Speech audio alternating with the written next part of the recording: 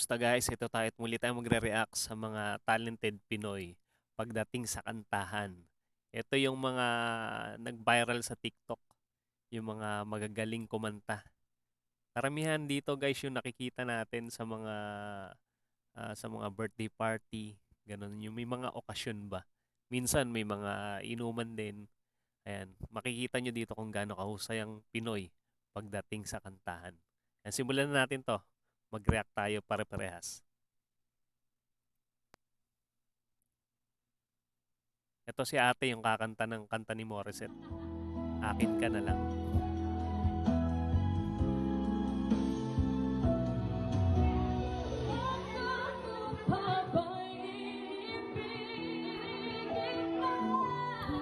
Grabe.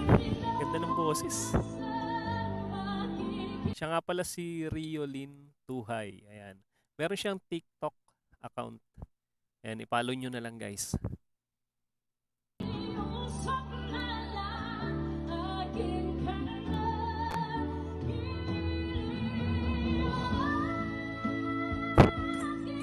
Grabe. Professional singer siguro to si ate. Talagang grabe yung birit niya. Napaka-smooth. Walang kasabit-sabit. Biritera, no? Galing.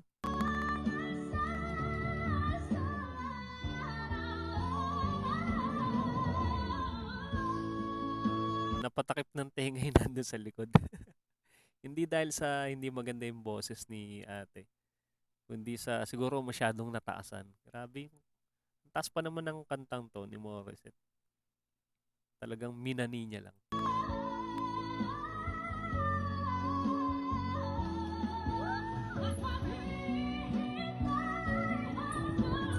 Panaling boses ni ate. Grabe.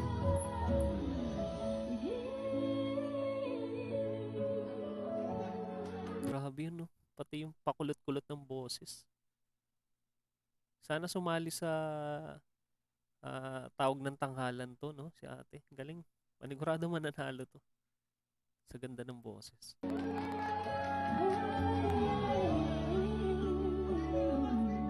Nilaro-laro pa. Walang ka-effort. Grabe. Bangis.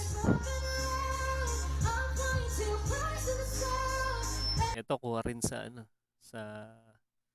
baka birthday yan din to.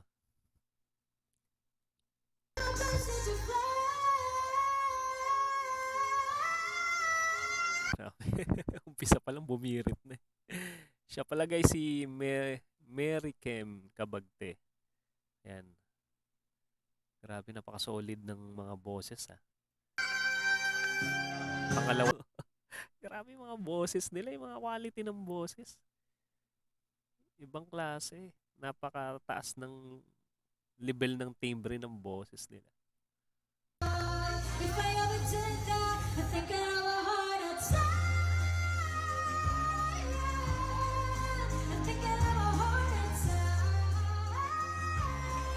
Ano ba pamagat nito? Heart attack? Yun yung binabanggit niya eh. Parang naririnig ko rin tong kanta na to. Hindi lang familiar sa akin yung singer na kumanta.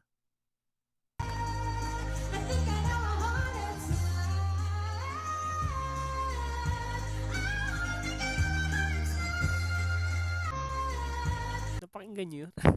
Grabe. Ang taas. Parang mas mataas yung boses niya dun sa nauna. Pero yung una, napaka-quality ng boses. Napaka-smooth.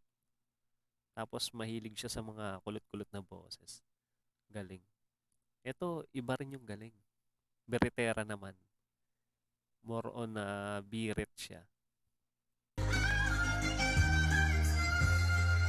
Tinis ng boses.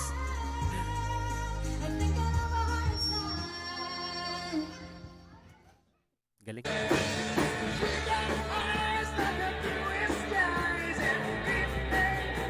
Ito meron ding TikTok account to eh, si Ramnio Kasilag. Ayan. May nabasa ako sa comment, nagla-live yata siya. Ayan, hanapin nyo na lang guys. Baka meron din siya sa Facebook o sa YouTube. Ayan, search nyo kanyang pangalan. Ramnio Kasilag.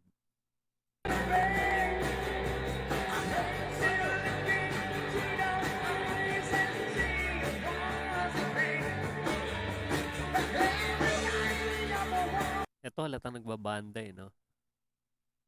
Ang ganda ng boses niya, pang rockstar. Sweet Child.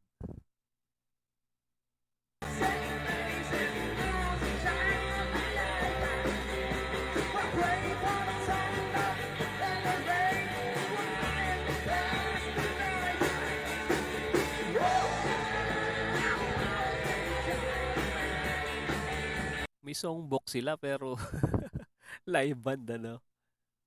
Kala ko kanina magkakaraoke sila eh. Meron silang songbook.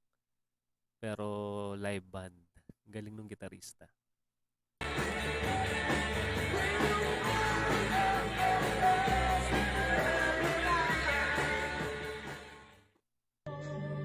Husay din.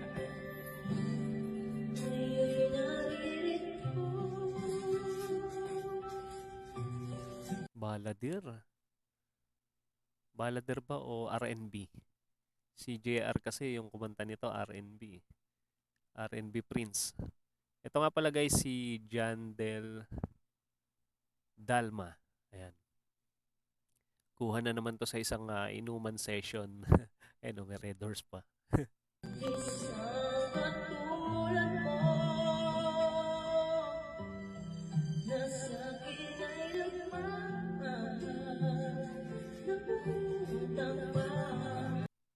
Ano ba yung gamit niya? Falsetto ba yun? Parang medyo iniipit yung boses niya. Pero napaka smooth lang.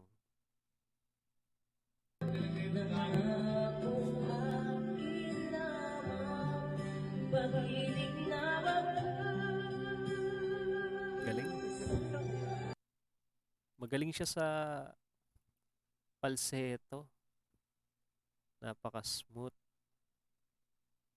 Parang ano with feelings Parang may pinagdadaanan yata si Kuya.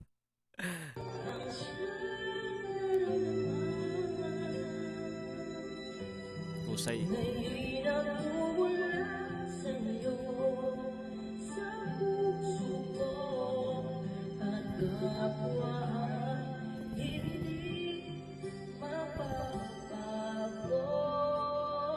Pwede. Galing. Grabe. Marami talagang mahusay na Pinoy, ano? Kahit sa mga inuman session, lalo pagka medyo nakainom na, mas gumaganda yung boses. Kaya marami ako nababasang comment na ano eh, mas gumagaling daw ang Pinoy pagka medyo nakainom. Totoo ba yun? Comment nyo lang guys yung mga reaction sa ating comment section. At kung meron kayong mga gusto nating i-react na mga viral video na kagaya nito, i-comment nyo lang. At babasahin ko yan isa-isa. At subukan natin gawa ng reaction video. O paano, hanggang dito na muna guys. Kita-kits ulit tayo sa mga susunod pang reaction video.